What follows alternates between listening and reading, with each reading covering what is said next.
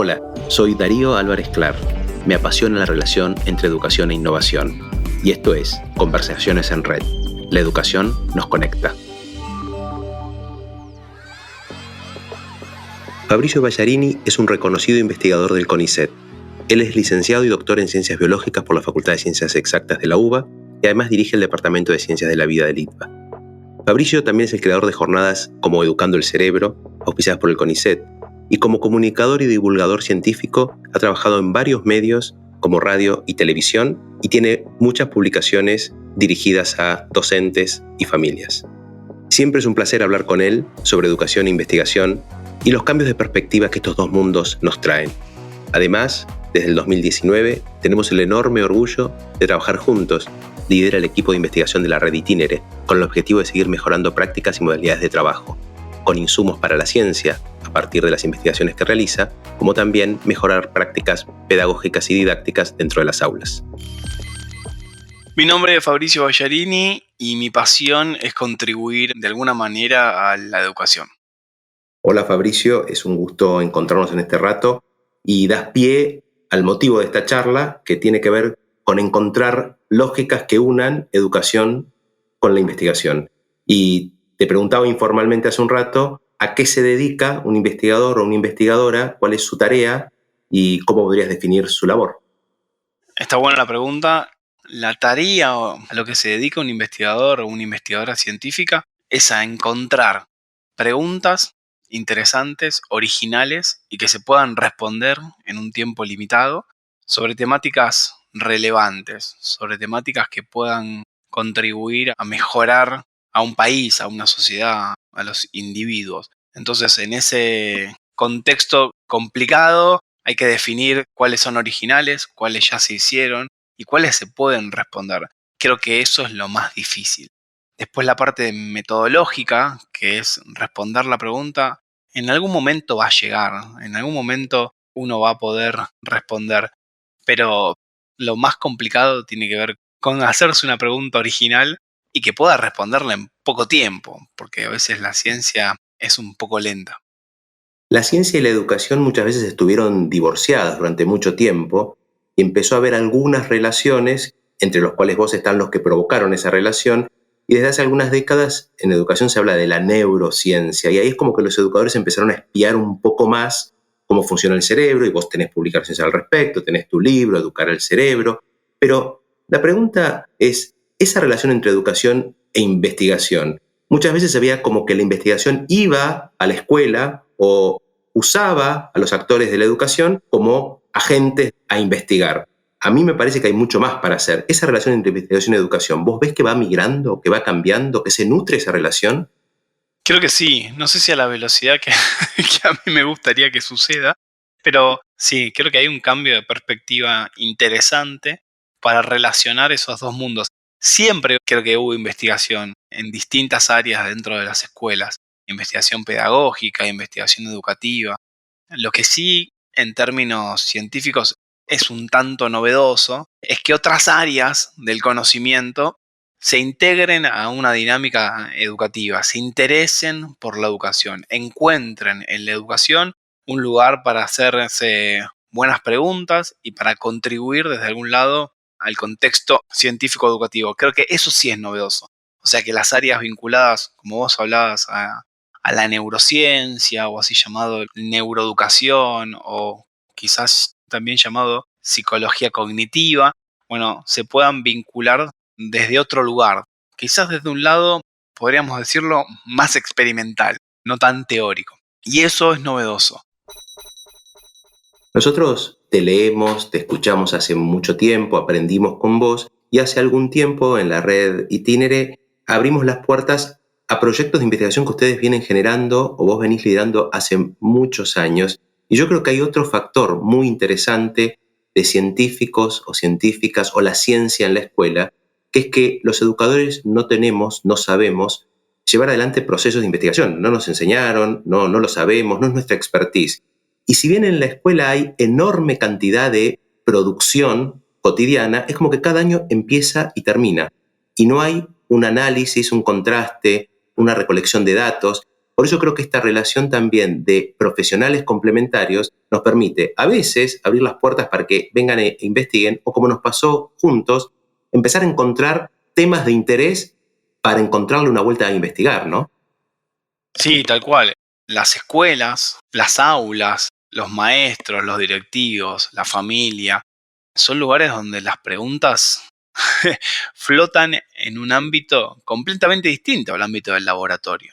¿Sí? El laboratorio es un lugar cerrado, aislado, controlado, y siempre se busca eso, o sea, que esté aislado, que esté controlado, que las variables sean constantes. En la escuela es todo lo contrario, o sea, las cabezas de los alumnos son todas distintas, todos tienen distintas personalidades, vienen de distintos lugares, comen distintas cosas, hacen distintas tareas. Entonces, ese es el enorme desafío que tiene hacer investigación dentro de los colegios. Pero la gran ventaja es que si uno logra en ese contexto fabuloso y natural, ¿sí? O sea, encontrar resultados, esos resultados pueden ayudar tanto al conocimiento científico, aportando datos, evidencias, preguntas, conclusiones, como también al contexto o al sistema educativo, aportando que ciertos conocimientos, dándole respuesta a preguntas que se habían hecho y quizás no encontraban la manera. Y creo que lo más interesante, es algo que supimos transitar juntos y transitamos juntos, es generar preguntas en conjunto, o sea, es hacer sinergia, algo que creo que la humanidad necesita, ¿sí? O sea, los grandes problemas, por así decirlo, no sé si la palabra es problemas, pero los grandes temas que tiene la humanidad tienen que ser enfocados desde distintos lugares, de distintas miradas. Obviamente no deben ser las únicas. Cuando nosotros nos metemos en estos temas, puede haber miles de miradas, pero bueno, lo interesante es esa interdisciplinaridad, o sea, miradas distintas a una misma situación. En ese caminar o en esas experiencias, obviamente surgen dificultades, pero esas dificultades cuando se sortean, la ganancia que existe es fabulosa, porque las dificultades por dónde pasan, por la formación, por la metodología, por la interpretación, pero cuando estamos pensando cosas desde distintos lugares sobre un punto en común, la riqueza de esa interpretación es gigantesca. Entonces, creo que lo que empezamos a construir a lo largo de estos años tiene un valor enorme porque por un lado robustece este vínculo entre la ciencia y la educación, pero también le da contenido al sistema educativo para empezar a mirar a la escuela desde otro lugar, ¿sí? No solamente del lugar o del rol de cómo enseñarles, cómo mejorar las prácticas, sino de observar a la escuela como un lugar donde se puede hacer innovación. Innovación que hablamos, o sea, podemos contar papers que hicimos que yo cuando los cuento en otros lugares, en otros contextos, o sea, la gente se vuelve loca porque son experimentos que en su mayoría tienen pocas intervenciones, o sea, que los investigadores o las investigadoras o los becarios no se meten tan de lleno en las aulas, pero que los resultados son alucinantes porque están sucediendo en el mismo momento donde se está desarrollando el aprendizaje. Entonces, muchas veces lo que hacía el sistema científico era encontrar un problema, cortarle todas esas variables, llevarlos al laboratorio, estudiar el problema ahí encapsulado y cuando estaba muy seguro, sí, lo metía en el campo y lo probaba. Y veía si se ajustaba a ese resultado y que lo que veía en el campo lo veía dentro del laboratorio. Bueno, nosotros en parte lo que hacemos es trasladar, entre comillas, el laboratorio adentro del sistema educativo, adentro de las aulas.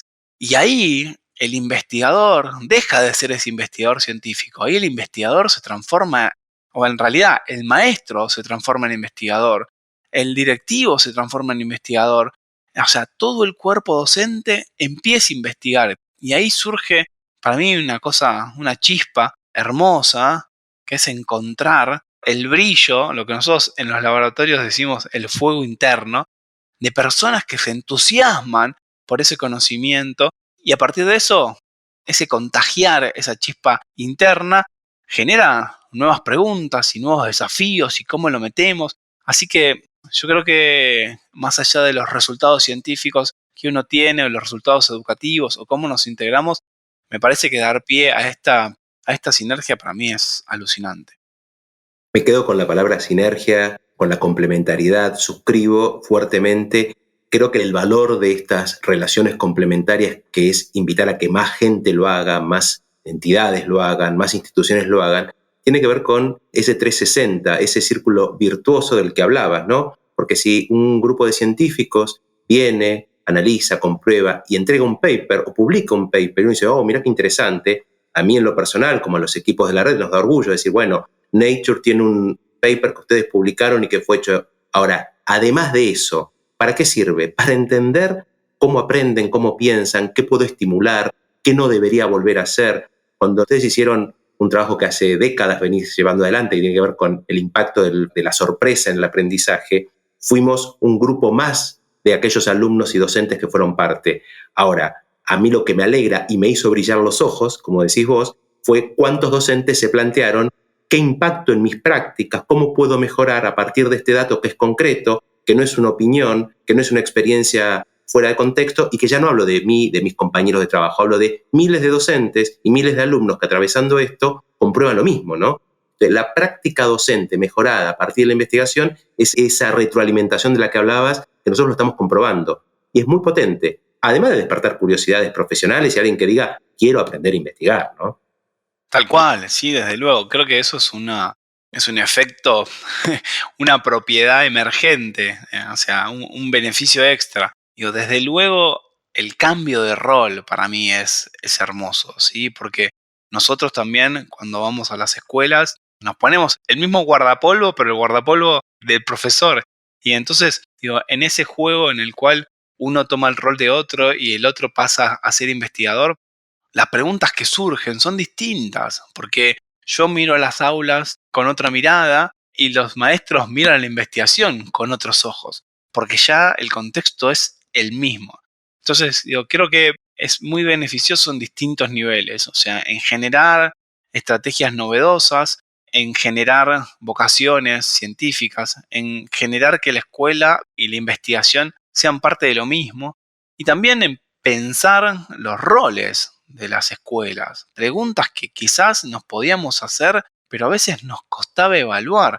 O sea, a partir de correr esta frontera, ¿no? De correr esta frontera de forma muy lenta y de forma muy pequeñita, nos empezamos a preguntar distintas cosas. O sea, si las evaluaciones, los horarios, el estrés, la novedad, si sirve, si no sirve, si están motivados, si no están motivados, qué hace el ejercicio físico, qué no hace, cómo podemos mejorar. O sea, de golpe, o sea, nos encontramos si yo miro para atrás, con un esfuerzo enorme, ¿sí? O sea, no fue de la noche a la mañana, así remando en dulce de leche, realmente repostero, y gracias a un montón de gente que la cuento con los dedos de la mano.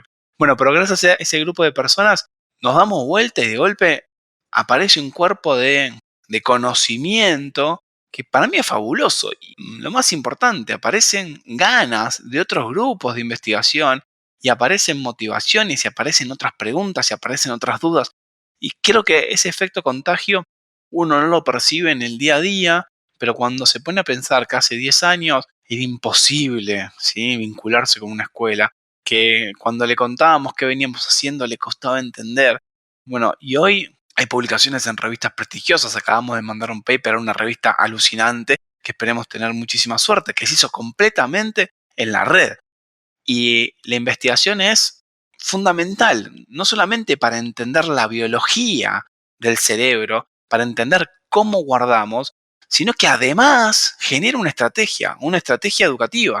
O sea, saber que en determinados momentos, cuando vos das los aprendizajes, tienen que ser en determinadas situaciones y que eso ayuda a fortalecer el aprendizaje, bueno, es algo recontra fácil de implementar, pero también explica, si uno tiene abstracción y uno imagina, qué le pasa al cerebro o a esas neuronas de esos chicos en los momentos que están aprendiendo. ¿Ok? Eso es lo más fabuloso. Porque vos decís, bueno, cuando yo le doy un aprendizaje, pasa esto y obtengo que aprenden mejor. Pero, digo, o sea, pensá que te estás metiendo, por así decirlo, adentro de una neurona, ¿entendés? O sea, y estás analizando de forma indirecta un proceso que hace a la vuelta de la esquina de la humanidad. No sabíamos que existía.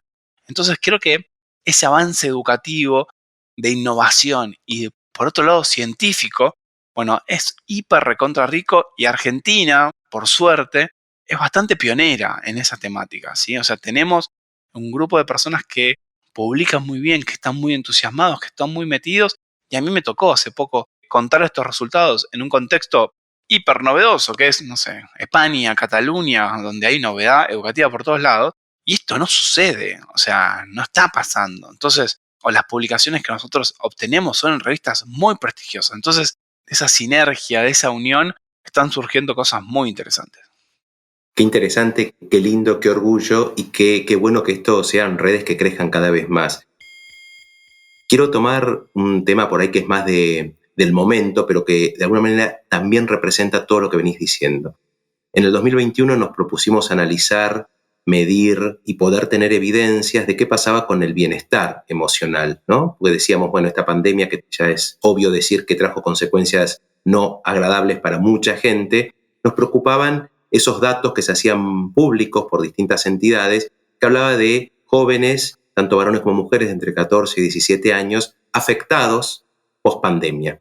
Pero la idea era buscar un poco más allá, además de confirmar o no los datos, era motivos. Y en el último año, tu equipo nos propuso y generamos algo que yo aprendí una palabra este año, entre tantas cosas que uno trata de aprender, que es cómo medir la anedonia. Cosa que nos está preocupando, pero que al mismo tiempo, más allá de los datos que podamos relevar, es qué hacer frente a esto. ¿Nos contás brevemente qué es la anedonia y qué datos estamos teniendo para invitar a que otros se sumen a analizar? Te cuento un poco, perdón, la precuela de lo que nosotros veníamos, porque casi siempre cuando hablábamos de cuándo se nos ocurren las preguntas no aparecen de la nada. O sea, uno tiene que empezar a estudiar y empezar a leer muchísimo. Me encantaría levantarme a la mañana y decirme, hoy voy a investigar X tema. Pero las preguntas suceden cuando uno se mete en temáticas y lee y se encuentra con algunos problemas en el campo. Nosotros habíamos estudiado a partir del 2021, 2020, 2021 y algo de 2022, distintas variables que tenían que ver con la salud mental, ¿sí? Y lo empezamos a hacer en parte con alumnos de secundario y sobre todo con universitarios y con el resto de la población. Y lo que se empezó a ver y a nosotros nos llamó la atención, y de hecho están publicados esos datos, es que había muchísimos niveles de ansiedad y de depresión. Hay que tener en cuenta que es un test de autopercepción, de ansiedad y de depresión. O sea, no es un diagnóstico, es lo que percibe esa persona de sus últimos 15 o 20 días, si se sintió desanimado, ansioso, con ciertas problemáticas. Y bueno, a partir de eso observamos que llamativamente en los jóvenes la ansiedad y la autopercepción de la depresión era mucho más grande que los adultos. Y que, por ejemplo, en las mujeres era muchísimo más que los varones. Entonces, digo, nos llamó mucho la atención, si bien vimos las curvas y tenía que ver por los momentos de mayor o de menor encierro o de dinámicas que tenían que ver con las vacaciones o con la actividad, fue un dato muy fuerte. En paralelo con la vuelta a las clases, empezamos a recoger datos anecdóticos sobre, che, está aumentando mucho las situaciones en las cuales observamos o intentos de suicidio o autolesiones. Entonces, digo, la primera combinación fue, lamentablemente, esto no lo medíamos antes de la pandemia. O sea, yo no sé los datos que había de ansiedad y depresión previo a la pandemia. Entonces, digo, tenemos datos desde este comienzo, pero sí podemos ir monitoreando y modulando y ver si estas variables cambian a lo largo del año, ¿sí? Y en eso surge esta palabra, ¿sí? Que se llama anedonia, que, digo, en términos muy simples se puede definir como la incapacidad de sentir placer, ¿sí? Sí, como esa pérdida de interés, ¿sí? De satisfacción, de sentirse bien, ¿sí? Que cuando uno se lo cuenta a los maestros, a las maestras, o a los padres o a las madres, uno parece que puede percibir eso. Hay distintos test, ¿sí? Y uno de esos test que también tienen que ver con hay que tener estas salvedades, son autorreportes de las personas que obviamente son subjetivos y temporarios. Nos dio datos, en principio, ¿sí? Hay que tomarlos con pinzas porque digo, la muestra, si bien es grande, hay que testear en otros momentos. Nos dio valores muy altos, ¿sí? O sea, nos dio valores muy altos en esa franja que nosotros creemos tan importante y tan vulnerable como la adolescencia. Repito, son datos que no podemos contrastar porque no tenemos datos de otros años, pero está bueno tomarlos ahora y empezar a ver si en las distintas muestras ese dato se sostiene, si siguen altos estos niveles de desinterés, o tenía que ver con una cuestión coyuntural, que justo, por ejemplo, a nivel experimental, los tomamos en un momento determinado. Sí, capaz que en enero, cuando evaluamos eso y las personas estas están de vacaciones, están súper felices. Pero tener el dato es interesante. Por más, entre comillas, que lo podamos tener, por más datos que querramos confirmar o desconfirmar, para mí es interesante ver qué hacemos con ese dato, cómo lo mejoramos, si le creemos o no le creemos. A partir de eso, ¿qué se nos ocurre? Y bueno, creo que ahí la escuela, las escuelas y las personas que ayudaron a tomarlo, se generó un debate sumamente interesante y muy rico, ¿sí? Porque primero hay que confirmarlo, después hay que medirlo, después hay que ver si a lo largo del tiempo sucede, después hay que contrastarlo con otras escuelas, con otras ciudades, si es una cuestión de la ciudad comparado a otras provincias, si pasa en Argentina o pasa en el resto del planeta. Ahí me meto en el rol científico de lo interesante que es hacer ciencia y del valor que tiene. O sea, el dato por sí abre puertas, abre interrogantes. Y esos interrogantes, cuando se responden, nos dan resultados que pueden ayudar y ayudan directamente a la comunidad educativa. Porque a partir de eso podemos, no sé, hacer acciones, intervenciones, o sea, desde cuestiones que tienen que ver con charlas, talleres, profesionales que puedan intervenir, actividades y medir si esas intervenciones mejoran estos estados, ¿sí? Creo que eso tiene un valor único, ¿sí? Y poder contarle a la sociedad, sobre todo a la sociedad educativa, que estos valores o estas medidas nos pueden dar, repito, aunque sea a grosso modo, una visión de lo que está sucediendo, es interesante para tejer o para mejorar políticas públicas o del sector privado, o como lo quieran llamar, para entender y generar estrategias para mejorar en el caso que esos datos no sean positivos. Obviamente es una alarma, creo que lo hemos charlado y lo hemos definido, que eso como, upa, mira este dato, no sé si lo estábamos esperando o no lo estábamos esperando en estos valores. Así que lo que no se resolvió o lo que por ahora no resolvimos es ver si eso fue una medida única, ¿sí? O si esa medida única se repite en el tiempo. Obviamente, por eso la ciencia es lenta, porque se necesitan nuevas mediciones para ver si existe una tendencia, si es temporal. O sea, y ahí surgen problemas metodológicos, ¿sí? Que intentamos resolver. Pero lo importante es tener la temática, tener el dato, debatir, hacerse nuevas preguntas, hacer nuevas investigaciones. Digo, dentro de lo terrible del dato, peor era no saberlo, ¿sí? Peor era no tener ninguna duda y creer que estaba todo bien. Es que creo que pensar que la información, que el dato, que el hecho en sí mismo o que las situaciones o los objetos de por sí son buenos o malos es un reduccionismo, ¿no? Ahora que estamos en la época de la inteligencia artificial, ¿es buena o mala? Depende para qué y en qué contexto, ¿es buena o es mala o genera peligros? Cuando vos hablabas recién de mesas de reuniones o mesas de trabajo que tuvimos, donde a mí me gusta sentarme a escuchar y aprender, uno lo que ve fuertemente es cómo hacer crecer este universo y el para qué. Vos estás todo el tiempo hablando del para qué hacemos lo que hacemos o para qué hace alguien lo que hace. Y darle un para qué es esto, es decir, cuando tenga el dato, me desespero, corremos colectivamente, nos tranquilizamos o pensamos para qué sirve. Y el para qué es, ahora estamos invitando a otras instituciones educativas, como bien decías, con distintos perfiles, ir con otros grupos etarios, entrar a la universidad, pensar en otros contextos sociales, culturales, en otros países, porque cuando uno empieza a encontrar recurrencias, hasta es más fácil no consolarse y decir, bueno, mal de muchos, consuelo de tontos, sino decir, mira, alguien le encontró una posible solución. Otra vez volvés a la idea original que decías de una red, un entramado social, científico, profesional, que puede encontrar formas de evitar impactos negativos, o si los hay, si no los puedes evitar y aparecieron, al menos empezar a paliarlos, ¿no? Y esto lo estamos viendo fuertemente. Está apareciendo esta idea y esta información de la anedonia cada vez más, y cuando uno a veces lo comparte con colegas o con padres, genera angustia.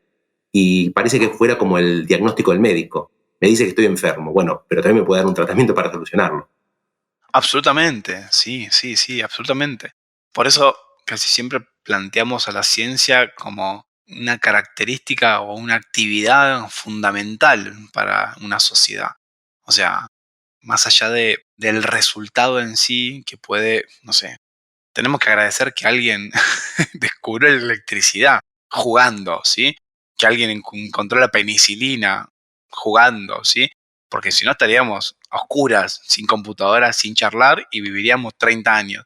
Entonces, digo, el valor que tiene la ciencia no solamente generar estos resultados y empoderarnos para poder generar soluciones, sino es discutir otras cosas, o sea, plantearnos otras cosas. Si el rol de la escuela es solamente educar, ¿cuál es el rol de la ciencia dentro de esas instituciones? Si tiene que haber escuelas que tengan esos investigadores adentro de las escuelas, ¿y cuál es el valor que se le puede dar? ¿Hasta qué punto esos datos nos pueden acompañar todo el tiempo? Si podemos medir todo o no. Creo que esas discusiones son muy valiosas. El punto para mí fundamental que nos hace evaluar los roles, ¿sí?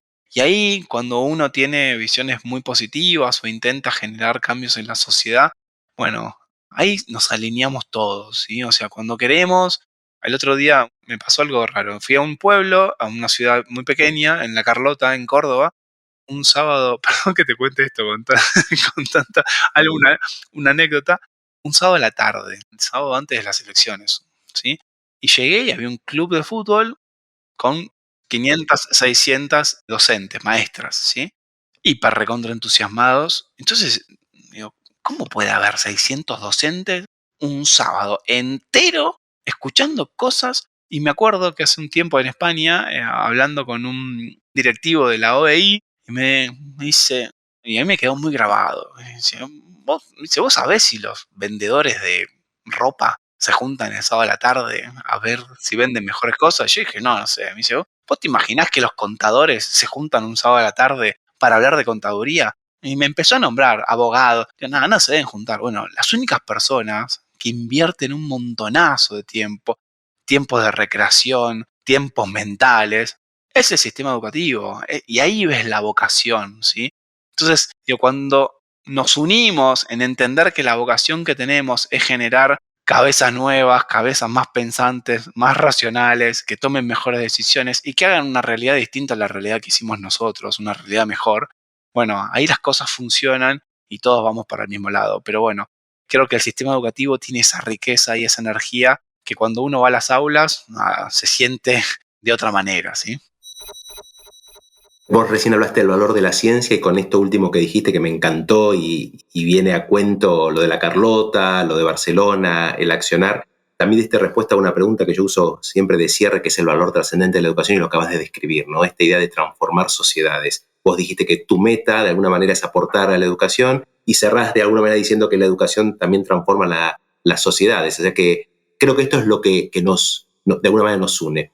Yo quiero agradecerte, Fabricio, y antes de dejarte para que vos hagas el cierre, no solo agradecerte este rato y este tiempo, sino que quienes pueden leerte, escucharte, radio, televisión, podcast, leerte en libros, leerte en un paper, tenemos la posibilidad en esas circunstancias que pueden ser profesionales, científicas, como tomando un café, de aprender de vos. Sos un tipo que inspira, sos un tipo que enseña y con una enorme humildad, inversamente o igual de proporcional que tu tamaño. Así que yo quiero agradecértelo, decirte que invito a colegas, a instituciones, a través del Hub también, que nosotros hacemos un Hub, que es una asociación civil sin fines de lucro, a conectarnos con áreas que a veces uno no se hubiera juntado. Además de que los educadores se pueden juntar todo un sábado para hablar de esto y no los vendedores de camperas, bueno, juntémonos con vendedores de camperas, juntémonos con científicos, juntémonos con médicos, escuchemos a las familias, a los chicos, escuchemos a chicos y chicas, que a través de ellos también aprendemos un montón, y es de eso siempre va a salir algo que sea mejor. Así que agradecerte este rato y dejarte a vos que cierres y te despidas.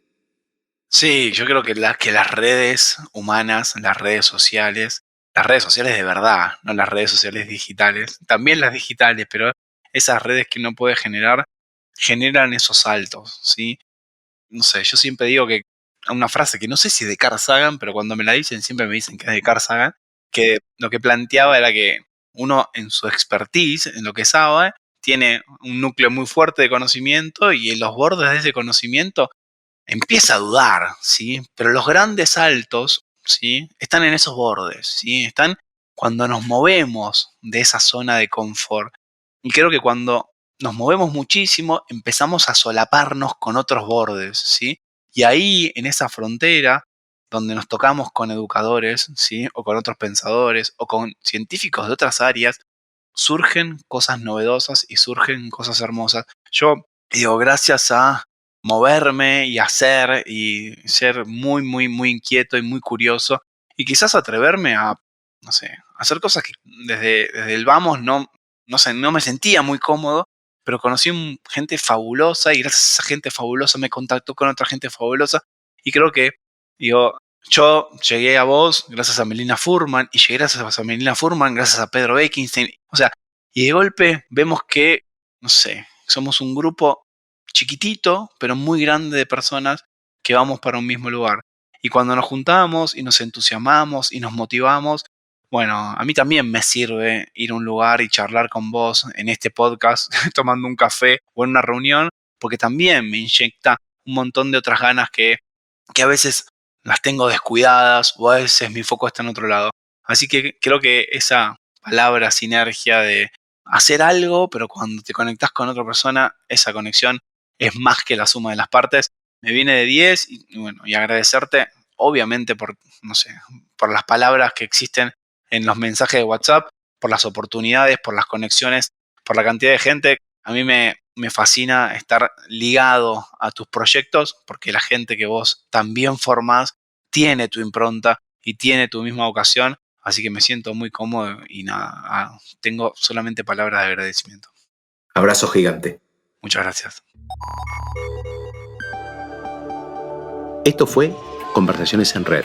La educación nos conecta. Si te interesó, puedes seguirnos en Spotify para enterarte de las novedades de los próximos episodios.